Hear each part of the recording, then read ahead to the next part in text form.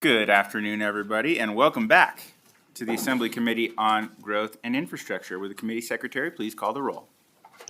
Assembly members Backus, Brown May, Carter, Present. Dickman, Gallant, Gurr, Karas, Moore, Wynn, Urick, Chair Watts.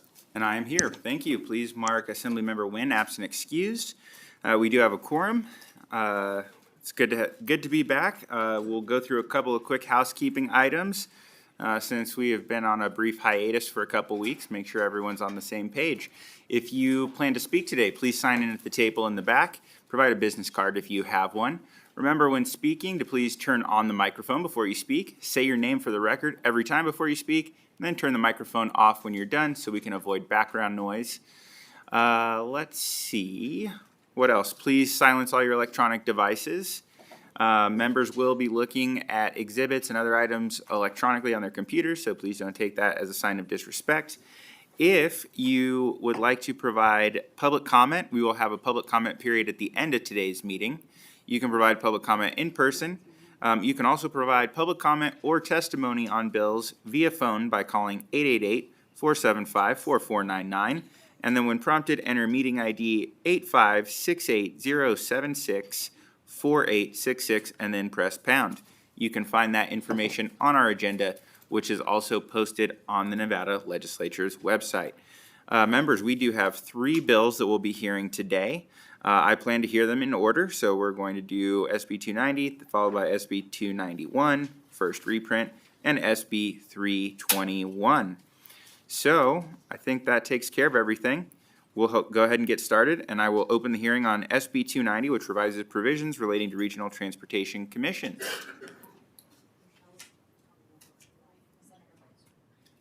Oh, all right.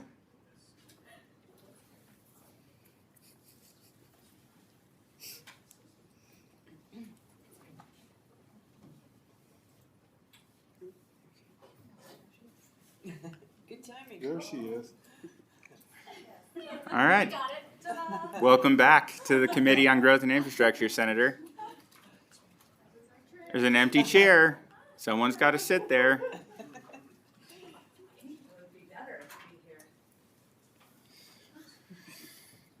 Welcome. Whenever you're ready, please proceed.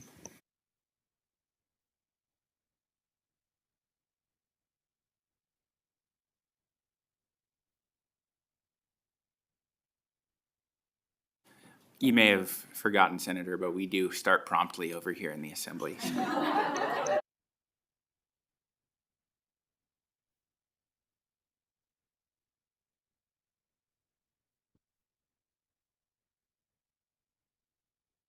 Good afternoon, everyone. My name is Rochelle Wynn. I proudly represent Senate District 3 in Southern Nevada, and I'm excited to be here.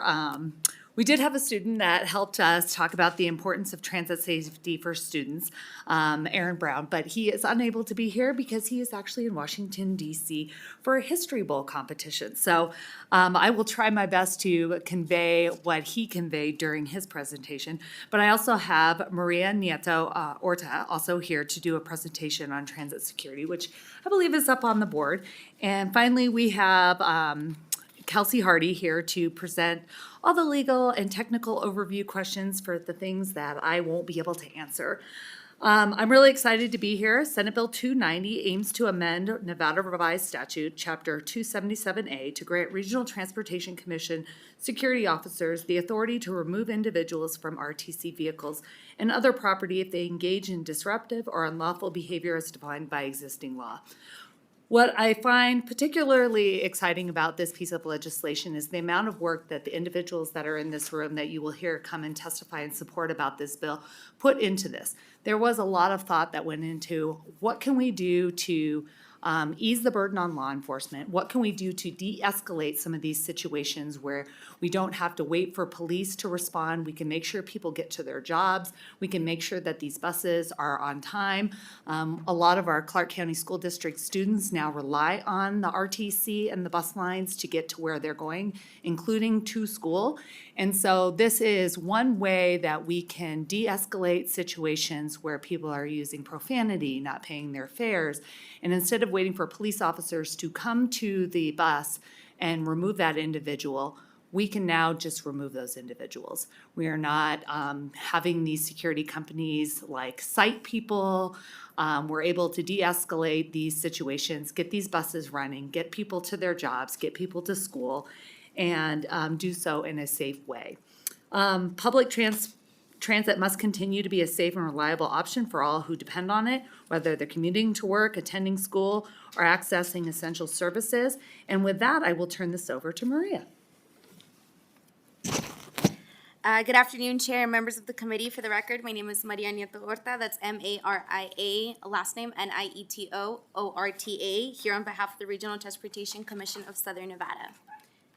As you are all aware, the RTC has many responsibilities, and one of our primary functions is to serve as a transit provider. The RTC's transit system connects tens of thousands of residents in our community to jobs, school, medical appointments, and more, while transporting millions of visitors up and down the Las Vegas Strip. In 2024, the RTC transit system served over 52 million passengers and 1.2 million paratransit riders. As a regional transportation provider, ensuring the safety of our riders and operators is not just a goal, it's our mission. As public safety concerns have increased in recent years, the RTC has engaged with riders, drivers, security officers, and our community to develop a comprehensive, multi-pronged approach to making transit safer in Southern Nevada. This ongoing approach to safety includes a focus on continuous security data analysis, investment in security personnel and technology, strategic bus stop placement and lighting, education campaigns, and partnerships. Over the last decade, the RTC has invested over $33 million in transit services and safety upgrades through the transit system, including an investment in armed security officers, panic buttons, and barriers for our operators. Last fiscal year, we experienced a 5% increase in ridership year over year, and during the same period, incidents decreased by 38% from 201 to 125. While the number of incidents have decreased, even one incident is one too many. We remain committed to evaluating our program, processes, and investments, and we will continue working with our transit community to ensure safety every day. As discussed, the RTC is constantly looking to improve transit security based on input from our transit riders, bus operators, and key community stakeholders. Over the last summer, the RTC formed a transit security discussion group that included representatives from our transit union, ATU, the Las Vegas Metropolitan Police Department, Clark County District Attorney's Office, ACLU, the Culinary Union, PLAN, and various community organizations and transit riders to discuss improving transit security. One of the recommendations that came from the group in order to improve the safety and efficiency of the transit system was a legislative proposal to modify Nevada revised statute language to authorize the RTC security officers to remove passengers when necessary. The ATU and TransDev have agreed to partner with us on this important legislation, and Intercon Security, our security contractor, is fully supportive and committed to assisting. With that, Chair, I will hand it over to Kelsey Hardy to give the legal and technical overview of the bill. Good afternoon, Chair and members of the committee. For the record, my name is Kelsey Hardy, C-E-L-S-S-I-E-H-A-R-D-Y, and I will conclude our presentation by giving a brief technical overview of the bill. As Senator Wynn stated, SB 290 amends NRS 277A to explicitly grant RTC security officers the authority to remove individuals from RTC transit vehicles or other property when they engage in disruptive or unlawful behavior as defined under existing law. This bill simply clarifies RTC's authority to act in situations where immediate intervention is necessary for the safety of passengers and operators. Currently, RTC security does not have explicit statutory authority to remove disruptive individuals from transit vehicles.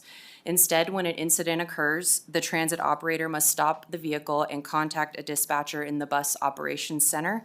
The dispatcher then contacts Intercon Security, which is RTC's security team, and the appropriate law enforcement agency based on the jurisdiction where the bus is pulled over. Depending on the severity, law enforcement can issue a citation or make an arrest, but in the meantime, bus service is delayed and public resources are stretched. Nevada's trespassing laws apply to real property such as land and buildings, not personal property like vehicles. As a result, RTC cannot classify disruptive behavior on buses as trespassing, and this bill does not seek to amend anything in the trespass statute. It just gives clear authority to RTC to remove disruptive passengers from buses and vehicles. By referencing NRS 203.100, this bill clarifies that RTC security officers can remove individuals engaged in unlawful behavior, ensuring that transit vehicles remain safe and operational. Also, as Senator Nguyen already pointed out, this does not give RTC security officers any arrest authority. The intent is to just provide clear removal authority so that RTC can quickly and effectively respond to disruptions on its transit system. I'll quickly walk through the bill. It's just one section. We kind of already explained it, but so section 1 of the bill amends as NRS 277A.260 to explicitly authorize RTC security officers to remove individuals from transit vehicles or RTC property if they engage in conduct prohibited under NRS 203.100. This change does not create new offenses. It does not grant RTC security arrest authority or the power to issue trespass notices for transit vehicles. It simply clarifies their ability to act within existing law to maintain a safe and efficient transit system. And that concludes our walkthrough, and we stand ready for questions from the committee. All right, thank you very much for your presentation. Members, any questions? Including highly technical questions for Ms. Hardy. All right, seeing none, thank you very much for the presentation. We will now begin testimony on SB 290. We'll start with testimony in support. Anyone wishing to provide testimony in support of SB 290 in Carson City, please come forward, fill the seats. As you finish, please leave the seat and have somebody else come and take that spot. Same thing for Las Vegas. If anyone would like to provide testimony in support of SB 290, come on up. We will come down to you as soon as we get done here in Carson City. Then we will go to the phone lines. So, whenever you're ready, please go ahead. Good afternoon, Chair and members of the committee. My name is Joshua Martinez. I represent the Las Vegas Metropolitan Police Department, and we're in support of SB 290. It'll help RTC out, and it'll also make it safer for the riders, but we're always there to assist and help them. Thank you. Thank you, Chair, members of the committee. My name is John Jones, John-Jones, here on behalf of the Clark County District Attorney's Office. As was mentioned in the presentation, my office did participate in the Transit Security Discussion Group, and we are pleased to be here today in support of SB 290. Thank you, Chair. Good afternoon, Chair and members of the committee. I'm Richard Stack, R-I-C-H-A-R-D, S-T-A-C-K, Chief Operating Officer of Intercon Security. Our team works closely with RTC to ensure a safe and secure environment for all riders and operators. The views that we express today are also shared by the members of our workforce, and their union are in full support of this measure as well. We believe SB 290 supports our mission by reinforcing security measures to deter fare evasion, harassment, and other disruptive behavior. This bill will be granting our trained security officers the authority to remove individuals from RTC vehicles which engage in disruptive or unlawful behavior, and will assist in ensuring a safe, secure, and efficient transit system.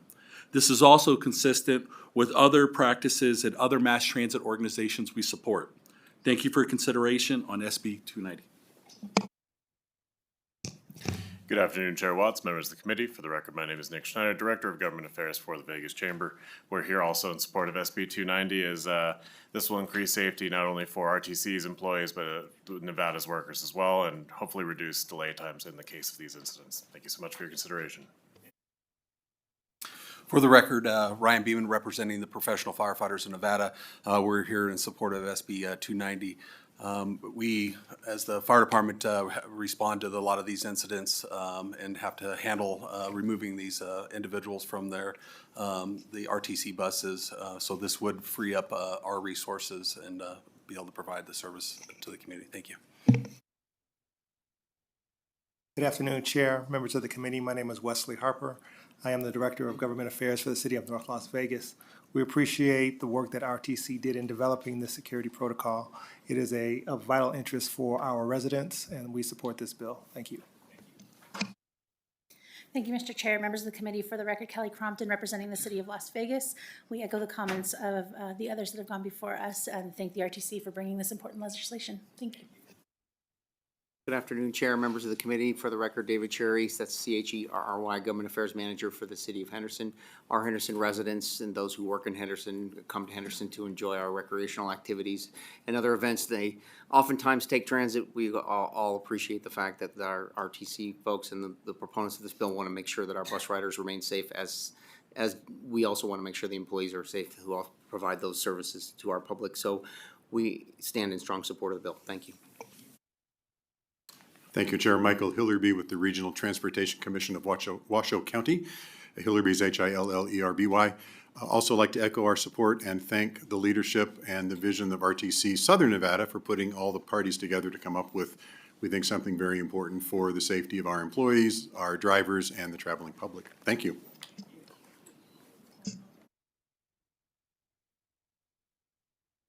Good afternoon, Chair. My name is Ashley Cole, representing TransDev. We actually are the contractor that oversees the full transit service for the RTC, and we are in 100% support of this bill.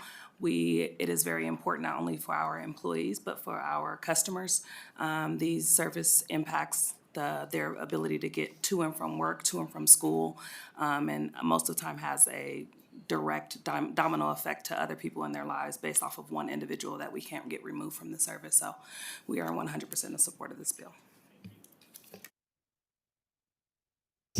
Ron Williams, ATU 1637, also a 17-year-old veteran bus driver. I can tell you firsthand that this is a problem that we want solved. We appreciate it if y'all go ahead and pass this bill. You don't know what we go through as drivers. It's a chain reaction once you try to get one person off the bus. Now everybody's aggravated because you just stopped their bus. And I'm not only asking y'all to pass this law because of the driver, we also ask for that person. Because I always remember when I get on and announce that that person is holding the bus up, everybody directs their attention to him. So we only actually doing it for his safety, his or her safety too. So that's why the union and the drivers support SB 290. Thank you very much for your comments. We appreciate it. Seeing no one else coming forward in Carson City, we'll go down to Las Vegas. Whoever would like to start first, just remember to introduce yourself for the record, and please go ahead. Good afternoon, Chair and members of the committee. My name is Hector Ariola, and I am the Policy Fellow with the Nevada Environmental Justice Coalition. We are a statewide coalition of community organizations fighting for sustainability, justice, and equity in all levels of governments. And we are here in full support of Senate Bill 290. Access to safe and dependable public transportation is crucial for sustainable growth of our community. Last year, our coalition conducted 19 in-person listening sessions across the state with over 200 participants. We also partner with the Greenspun College Public Communication Initiative at UNLV to survey over 1,000 Nevadans. The initiative focused on understanding the lived experience of frontline communities facing extreme environmental and social economic challenges. We learned that safety is a top concern for transit riders in both community listening sessions and the digital survey results. Multiple residents said that they didn't feel safe at night or as women, implying that women and gender nonconforming people are subject specifically to gender-based harassment while on public transportation. We envision a future where all Nevadans can choose safe, reliable, and affordable public transportation options. We encourage the committee to vote yes on this important legislation, and thank you for your time and dedication to the people of our state. Thank you. Good afternoon, Chair Watts, members of the Growth and Infrastructure Committee. For the record, my name is Jacob Ginsburg, Jacob Ginsburg. I'm a second-year law student with the UNLV Boyd School of Law and a legal extern with the UNLV Office of Government and Community Engagement. I'm testifying on behalf of UNLV in support of SB 290 because of the importance of providing safe and reliable public transportation for the many university students and staff that depend on RTC every day. SB 290 increases safe access to public transit for thousands of Nevada residents and visitors daily, and just as importantly, provides the tools and authority to ensure that RTC operators are better protected and supported. Safe, reliable public transportation builds stronger communities. UNLV appreciates RTC's continued collaboration and partnership and stands in support of this bill. Thank you. Thank you. Go Rebels. Seeing no one else coming forward in Las Vegas, AVH, do we have anyone wishing to provide testimony in support of SB 290 by phone? To testify in support for Senate Bill 290, please press star 9 to take your place in the queue.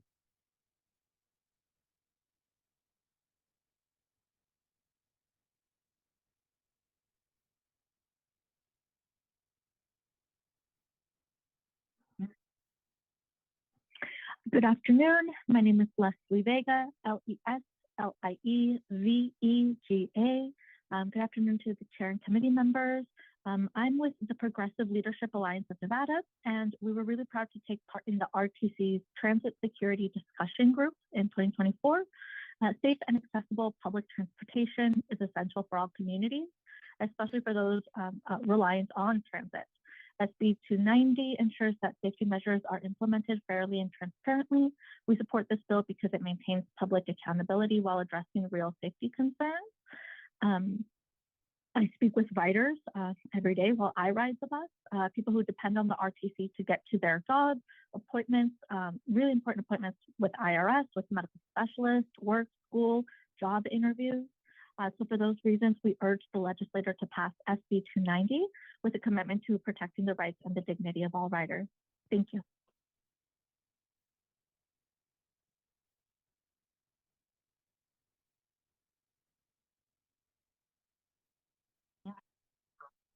Good afternoon. This is Connie McMullen, CONNIE MCMULLEN, and I'm representing the Senior Coalition of Washoe County, and we strongly support Senate Bill 290. It makes great sense, especially with the number of seniors that are riding the bus today, along with people with disabilities. When you have these kind of vulnerable populations trying to get to where they need to go, they want to do so safely. We support this, and we ask you to as well. Thank you.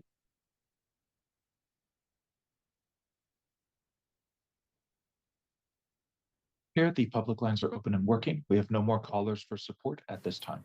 All right, thank you. We'll now move to testimony in opposition of Senate Bill 290. Anyone wishing to provide testimony in opposition in Carson City or Las Vegas, please come forward. Seeing no one, AVH, would anyone like to provide opposition testimony by phone?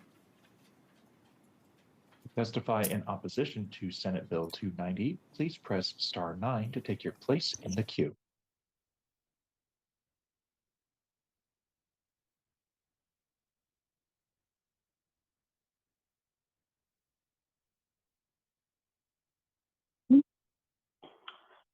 Yes, excuse me. I wanted to call in support. Is that okay? Yes, it is. Please go ahead. My apologies. Yes, CYRUSHOJJATY. I am the team leader of the local chapter Strong Towns Las Vegas organization. We are committed to reforms in urban planning, particularly in transportation. One of the concerns we often hear is that safety in mass transit is a huge concern, and we believe this bill will dramatically have an effect in terms of safety, reliability, and encourage more people to use mass transit. This is very, very important because it reduces congestion, pollution, reduces personal and private costs. I myself, I believe in Howard Watts District. I live between the Palms and the Rio. I'd be happy to use the bus more often to get to more places, including the Las Vegas Strip, so I don't have to feed into congestion, finding parking, and in most cases, paying for parking. So this is going to be a huge upset to the status quo. So we'd like to thank you for bringing this important bill and pass this as soon as we can, and hopefully you can make further upgrades ahead. Thank you. Thank you, Mr. Hajati. If you have recently joined and would like to testify in opposition to Senate Bill 290, please press star 9 to take your place in the queue.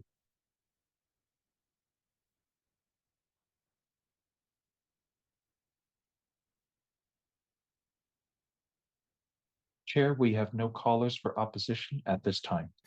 Thank you. We'll finally move to neutral testimony on Senate Bill 290. Anyone wishing to provide neutral testimony in person, please come forward. Seeing none, AVH, can we check the phone lines once again? To testify in neutral to Senate Bill 290, please press star 9 to take your place in the queue.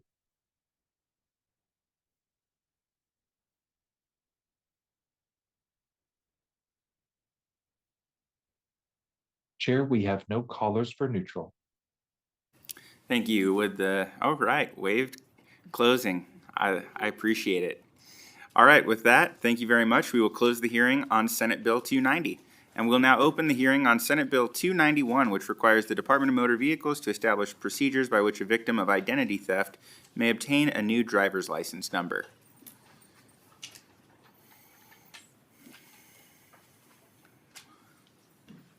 Welcome, Senator Doñate. Whenever you're ready, please proceed. Thank you, Chair, and good afternoon to the members of the Assembly Committee on Growth and Infrastructure. For the record, my name is Fabian Doñate, and I represent Senate District 10 in the heart of Las Vegas. I come today to speak before you on Senate Bill 291, an act that revises provisions relating to personal information. Today, I'm here to present on the reprint of Senate Bill 291, as well as to provide resources to individuals that have been victims of identity theft, and I'm proud to be here with Ms. Canito as my co-presenter. I'll begin by reading some headlines to you. A few of them. Number one, Nevada patients, doctors, and hospitals impacted by cyber attack. Number two, ransomware attacks impact several Las Vegas Valley hospitals. And three, ransomware attacks on school districts in Nevada. These just aren't isolated incidents. They're part of a growing trend that's hitting closer and closer to home. Cyber attacks, particularly ransomware, have become a serious threat not just nationally, but right here in Nevada. These attacks highlight how vulnerable even the biggest, most well-resourced organizations can be, but it's not just large hospitals at risk. Schools, local governments, and small businesses are also being targeted. If you or a loved one has been affected by identity fraud, then you're aware of how incredibly frustrating it is. Nearly 60% of victims don't find out about confidential leaks until 3 or more months after it happens. Therefore, as Senate Bill 291 aims to alleviate some of the burden by allowing victims of identity theft to request a new driver's license number at no charge. There's a number of reasons as to why this is an effective way to support victims. First, once someone's driver's license number is stolen, it can be used to open bank accounts, commit traffic violations, or perpetrate additional identity theft-related crimes.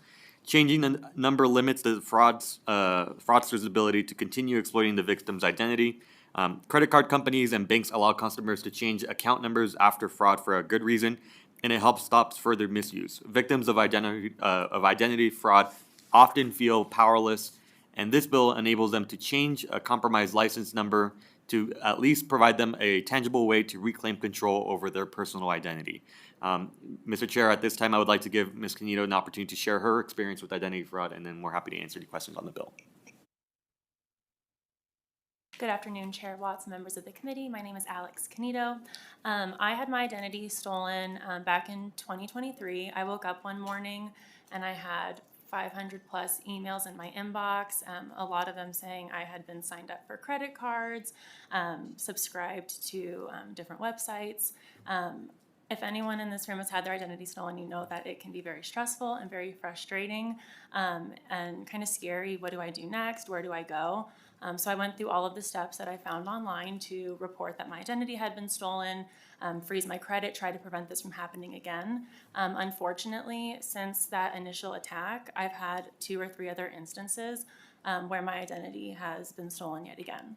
And so when the senator and I talked about this bill idea, part of the idea behind the DMV portion in the driver's license was that if we give, certain companies the option to collect something like a driver's license number instead of a social security number, which you only get one of in your lifetime, if we can change it to a driver's license number, then you can at least request a new number and maybe ease some concerns you have about your identity getting stolen repeatedly. I think it was stolen when I did a background check for my dog Penny to become a therapy dog. So it's kind of stinks that that's, what happened from it. But hopefully we can enact policy like this to help people in the future when they're victims of identity theft. Thank you. Thank you, Ms. Canito. Fabian Doñate, for the record. Chair, that concludes our remarks, and we're happy to answer your questions. All right. Thank you very much for the presentation. Members, any questions? Seems pretty straightforward. Thank you very much for the presentation. We'll now move to testimony. We'll begin with testimony in support. Anyone wishing to provide testimony in support of SB 291, please come forward.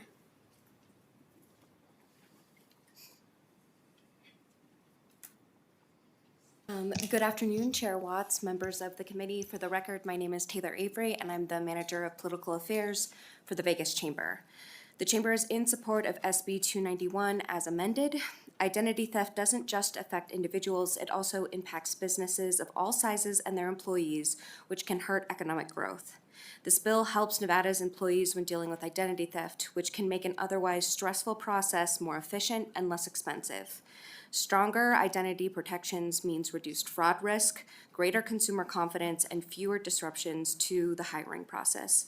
We'd like to thank the bill sponsor for working with us, and we'd like to thank the committee for its consideration. Thank you. Thank you very much.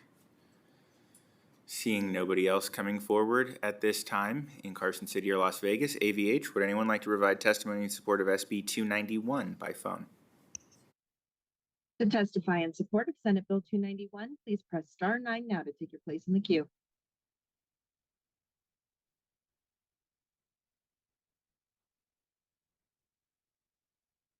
CYRUS, HOJJATY. We'd like to support this bill. It's a really great bill, provides a lot of protection. We'd like to thank the state senator for sponsoring this bill.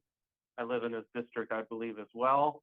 And I just wish a bill like this was brought in several sessions ago.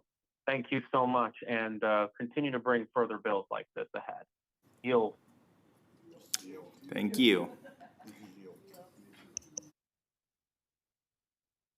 Chair, we have no additional callers for support testimony. All right, we'll move to testimony in opposition of Senate Bill 291. Anyone wishing to provide testimony in opposition? Come forward. Seeing no takers in person, AVH, can we please check the phone lines? Chair, there are no callers to provide opposition testimony. Thank you. We'll now move to testimony in neutral of Senate Bill 291. Would anyone like to provide neutral testimony? It's the cue for Mr. Sever. Hello, Chair, committee members. Sean Sever from the Nevada DMV.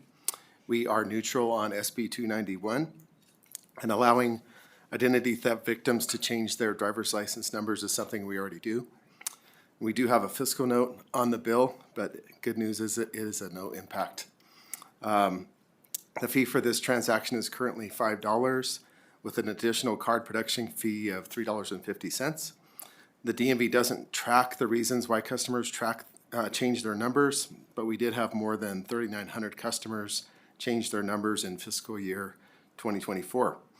We based our fiscal note on the 82 identity theft related credentials that the Attorney General's office issued in their Nevada identity theft program last year. So based on these numbers, the DMV determined that the fee loss from changing the card and the card production fees will be less than $2,000 per year, so we will absorb the costs, and I yield the rest of my time. Thank you, Mr. Sever. We appreciate you being respectful of the committee's time. On a roll with those no-impact fiscal notes. Seeing no one else wishing to provide neutral testimony here in Carson City or down in Las Vegas, AVH, would anyone like to provide neutral testimony on SB 291 by phone? Thank you. We have had no additional callers join for neutral testimony. Thank you. Would the presenters like to make any closing remarks? Waived? Excellent. Thank you very much. With that, I will close the hearing on SB 291 and open the hearing on Senate Bill 321, which revises provisions relating to public utilities. Thank you, Senator, for allowing us to make you wait for a minute while we heard that other bill. Welcome back to the table. Go ahead whenever you're ready. Rochelle Wynn for the record. Thank you so much, and I'm always excited to be here when someone gets support from an unexpected supporter for the first time. You never forget your first, right? Thank you, everyone. I'm proud to be here. Again, my name is Rochelle Wynn, and I represent Senate District 3 in Clark County, and I'm pleased to present Senate Bill 321, which revises provisions related to public utilities and aligns Nevada's civil penalty structure with those at a federal level. As some background information, public safety incidents related to natural gas pipeline failures have severe consequences, including damage to the environment, economic losses, and risks to human life. A tragic example is the 2010 San Bruno pipeline explosion, where a natural gas pipeline ruptured in a residential neighborhood, killing 8 people and injuring dozens more. The utility that owned that pipeline was later charged with multiple violations of the Federal Natural Gas Pipeline Safety Act, or NGPSA. This incident serves as a sobering reminder of what can happen when safety standards are not rigorously enforced. In order to strengthen Nevada's commitment to preventing such disasters, Senate Bill 321 updates the penalty violations of regulations adopted by the Public Utilities Commission of Nevada in conformity with that same act. Currently in Nevada, individuals violating our pipeline safety regulations can face penalties that when we initially put them into statute, they were in alignment with these federal laws.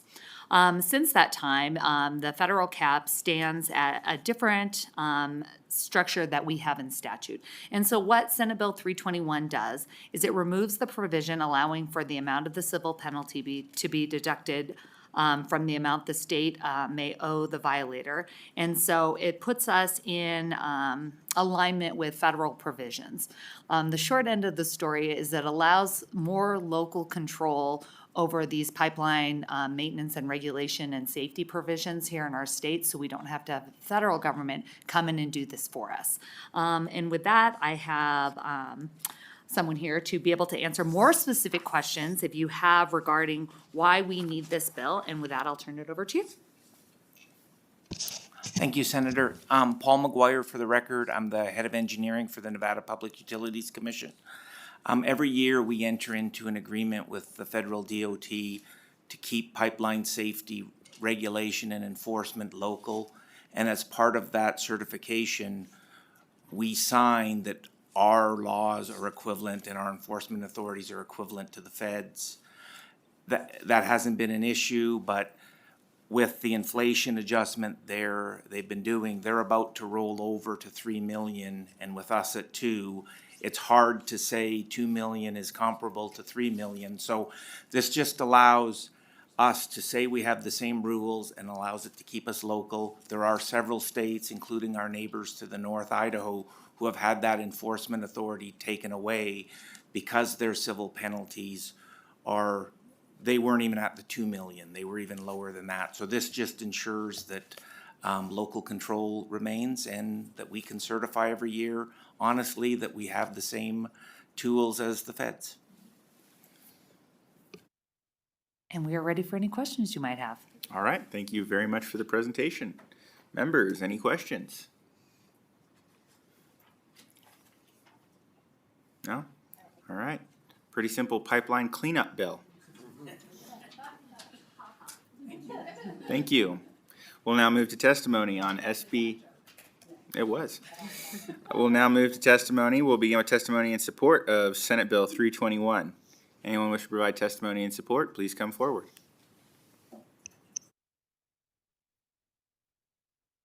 Good afternoon, Chair, members of the committee. My name is Ryan Leonard, Government Affairs Advisor at Southwest Gas.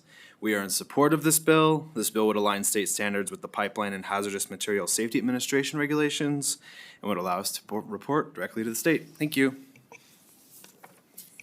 Thank you. Seeing nobody else coming forward here in Carson City, seeing no one down in Las Vegas, AVH, would anyone like to provide testimony in support of SB 321 by phone? To testify in support for Senate Bill 321, please press star 9 to take your place in the queue.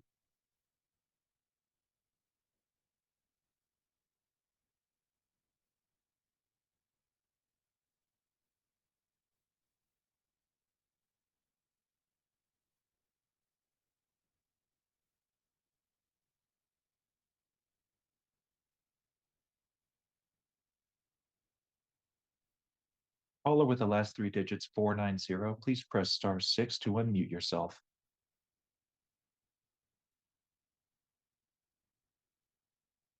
CYRUS, HOJJATY. I'm calling in support. Sounds like a good bill. Thank you so much. Thanks to sponsor too. Thank you. We will. Chair, the public lines are open and working. We have no more callers for support at this time. Thank you. With that, we'll move to testimony in opposition of SB 321. Anyone wishing to provide opposition testimony, please come forward. Seeing no one at this time, AVH, would anyone like to provide opposition testimony to SB 321 by phone? Chair, we have no callers for opposition at this time. Okay, we'll now move to neutral testimony on Senate Bill 321. Mr. Sever? No? Okay. He yields. Good one. That was good. Seeing no one coming forward, AVH, would anyone like to provide neutral testimony on SB 321 by phone? Chair, we have no callers for neutral. All right.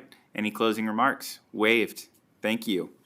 With that, we will close the hearing on Senate Bill 321. That leaves one other item left on our agenda today, which is public comment. We will be limiting public comment to 2 minutes. If you would like to make public comment in Carson City or Las Vegas, please come forward. Looks like folks are heading the other way. AVH, would anyone like to provide public comment by phone? To provide public comment, please press star 9 now to take your place in the queue.